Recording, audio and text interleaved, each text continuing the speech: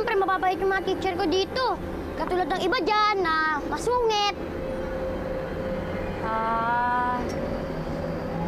So, kumbaga, na-miss mo rin yung magkaroon ng teacher na masungit.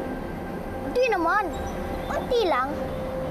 Porgy, kaya nga pala ako nagpunta dito para sabihin sa'yo na ito na yung huling beses na dadalawin kita.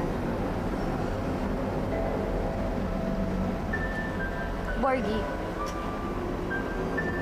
kasi aampunin na kita. Ma'am naman, oh. Ano? Paiyak na ako eh. Ano ba naman yan? Pinapayakan sabay papatawanin. Ano ba naman? Ma'am naman, tinajoke ko.